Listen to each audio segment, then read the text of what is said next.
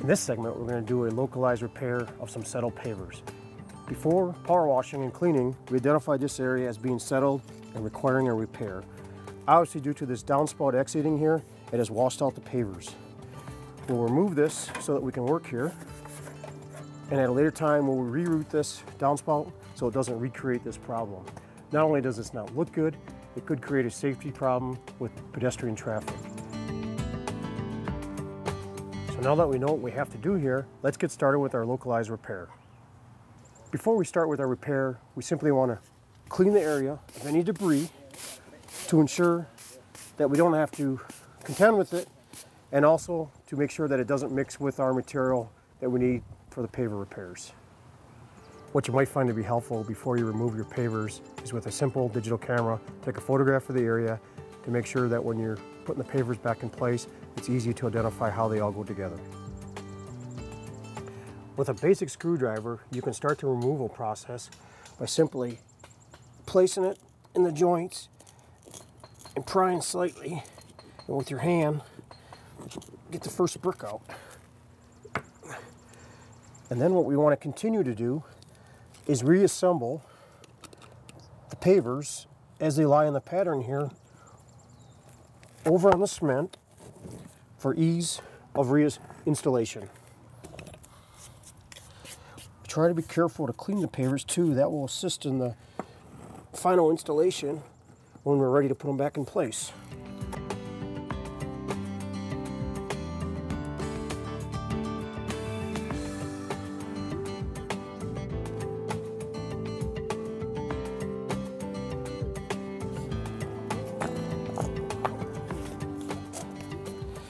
Okay, now that we've removed all the bricks and carefully reassembled them over here, we can now start to identify any debris and foreign material that we feel will not be good supporting material for the bricks.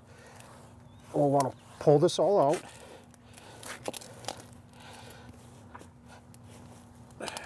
The best thing to do is just put everything in a bucket to keep it clean and easy to carry away. And then we want to also, once we remove some areas, smooth it out to give us a head start before we bring in the final slag that the bricks will sit on. Now that we've cleaned this area and leveled it and smoothed it out, it's ready to be hand tamped before we put in the additional slag that will be needed for the bricks.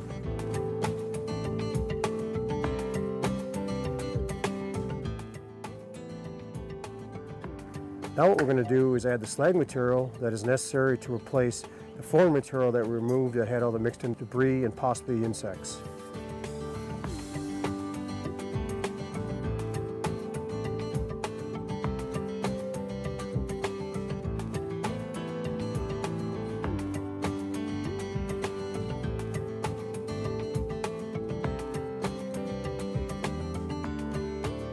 Now that all the slag material has been added, with my hands, I'm going to simply smooth it around, fill in all the corners, and get it where I think I want it for the final setting of the pavers. One thing you want to pay attention to is along a driveway like this, the pavers are going to want to follow that driveway on a slope. And we also want to make sure that the pavers will slope away from this wall here so that we don't have any foundation damage. And once I get it all in the right location so that it's ready for the next step, which is one last hand tamping. I think we're just about there. Okay, let's hand tamp it one last time.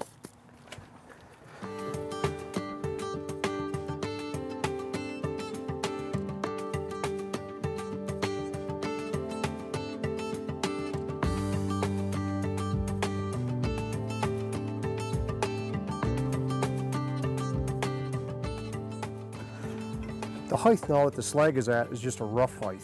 So what we need to do is put a shovel full of slag in the middle so that we can take some as we set the bricks at the installation height. This brick not only is angling, is not high enough. So we'll pull some slag from here, get it so that it's above the cement by about 3/16 of an inch. That's probably a little high. That's right. And then we'll continue to install the bricks in this manner.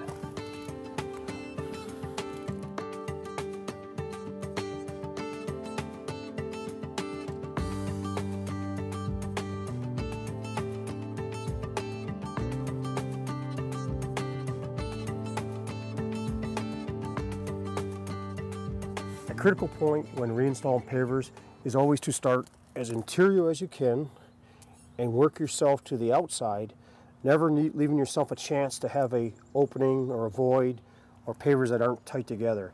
And that way, if it doesn't all go back together as it was normally here, or originally here, we can always cut a paver on the outer edge to get it all back together.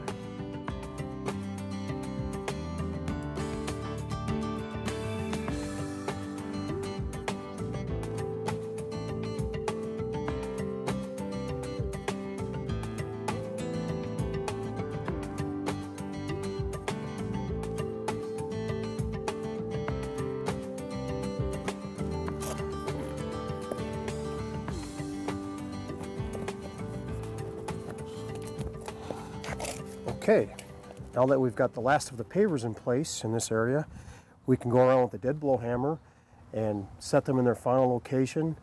This will kind of simulate when you do a new install of running a plate compactor on them. But we're just going to go around and just get them at their final height, and then we'll be ready for the sweep and sand.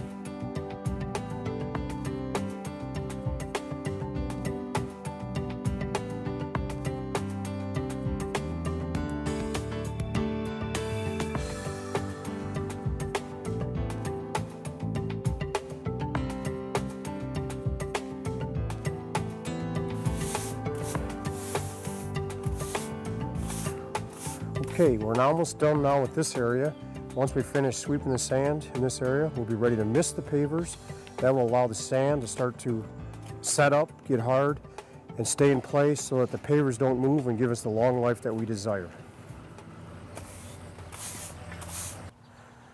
Okay, we finished our repair, and we applied the sweeping sand to all the joints so that they're full. And now we want to simply mist this area so that the sweeping sand will start to set up, get hard, and stay in the joints and keep the bricks very stable.